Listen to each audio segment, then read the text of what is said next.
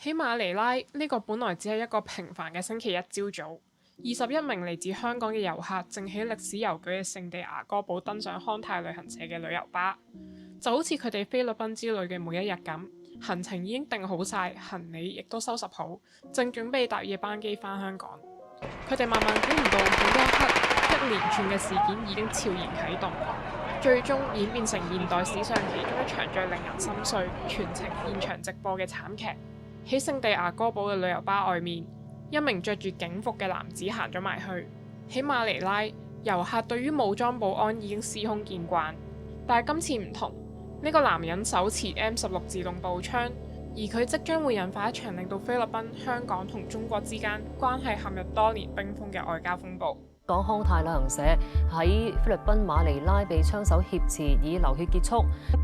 今次挾持人質事件以流血告終，菲律賓警方嘅營救行動成為全球關注焦點。政府公布出事嘅旅行團傷亡團員嘅名單，全團21個人當中有15人死亡或者係受傷。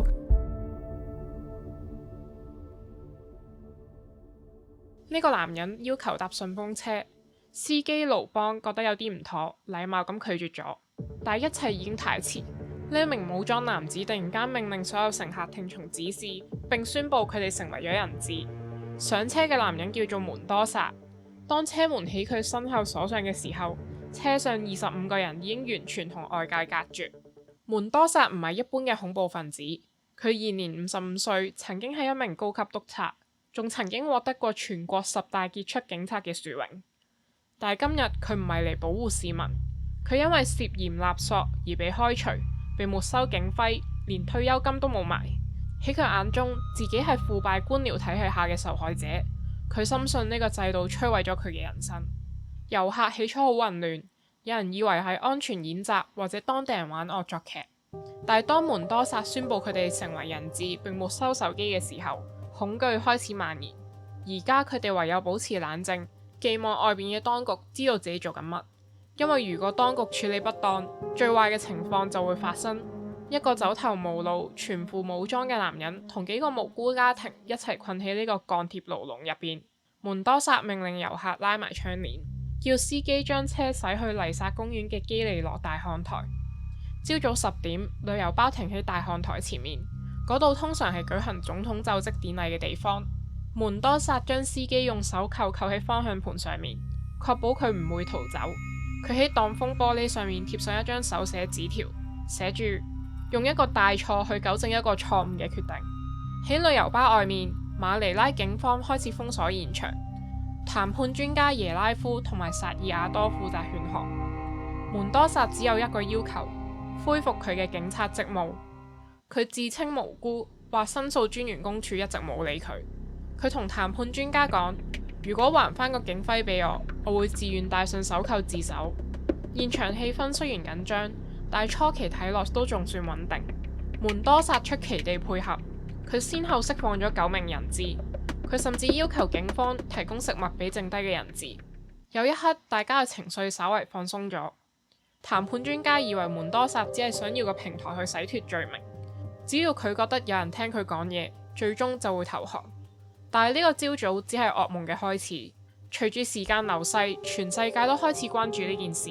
新聞隊伍湧入麗薩公園，幾十部攝錄機直指旅遊巴。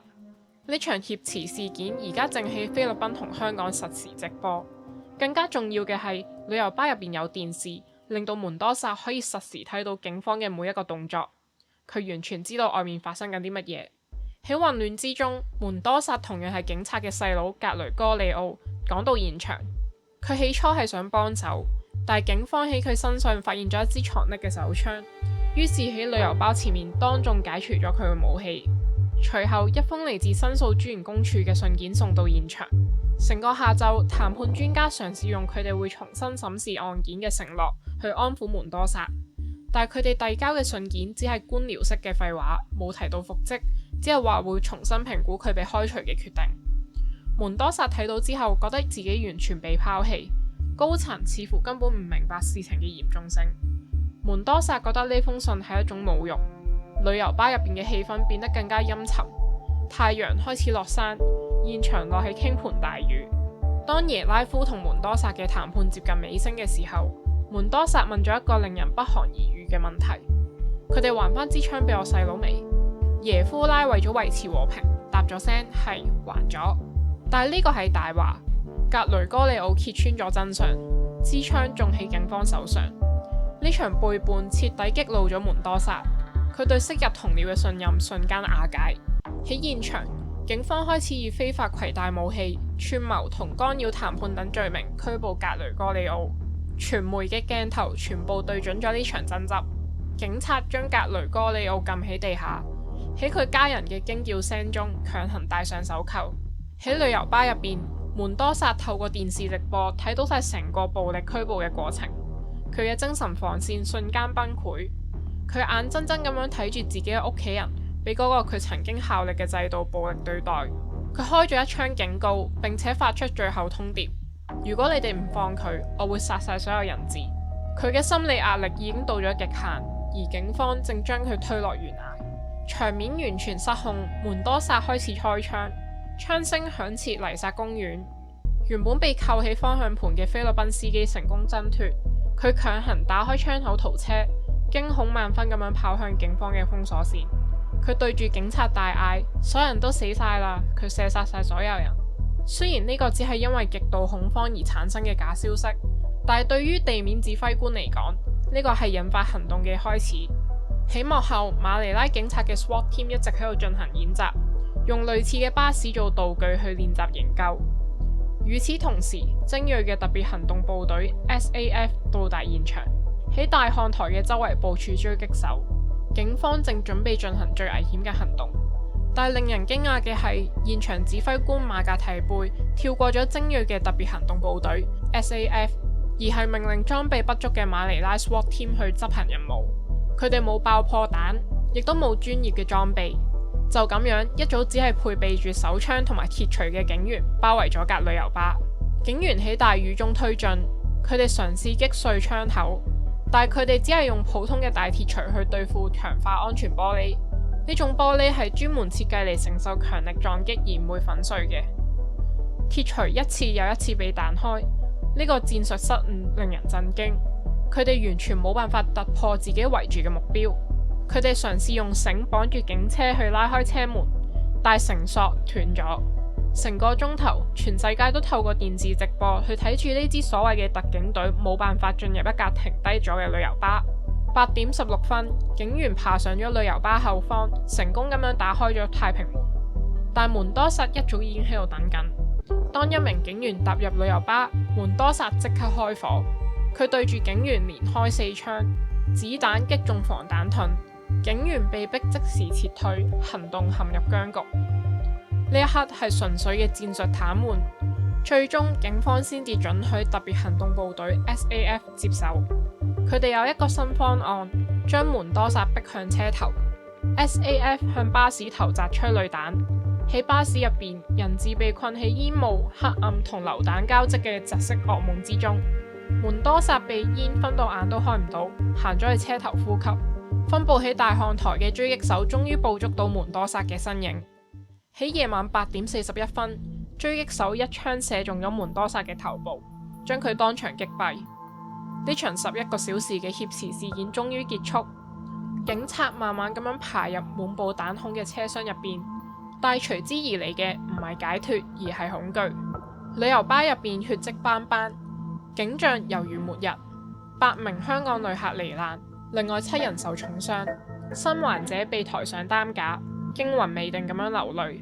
慘劇嘅畫面震驚咗菲律賓同全世界，並且引發咗即時而憤怒嘅反彈。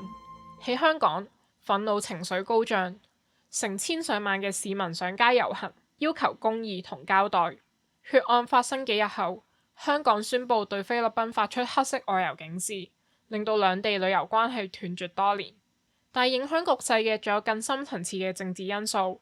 喺2011年8月23日，即係慘劇發生1週年當日，時任總統艾奎諾3世堅拒就事件道歉，直到2018年4月，總統杜特爾特先至喺訪問香港期間打破沉默，正式道歉。馬尼拉人質事件已經過去超過10年，但係呢件事留低嘅傷痕依然巨大。菲律賓當局喺事發期間同之後都受到嚴厲批評，被指責極度失職同缺乏戰術訓練。隨後嘅調查發現，呢場慘劇本來可以喺多個階段避免，談判人員未能安撫門多薩，警方指揮混亂，媒體魯莽咁樣將戰術部署直播俾槍手睇。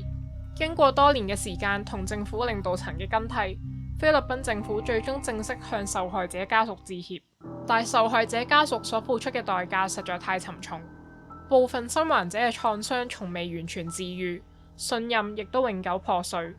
呢場災難係制度崩潰嘅完美風暴，證明咗一個平凡嘅日子都可以變成一個逃唔出嘅噩夢。多謝收睇。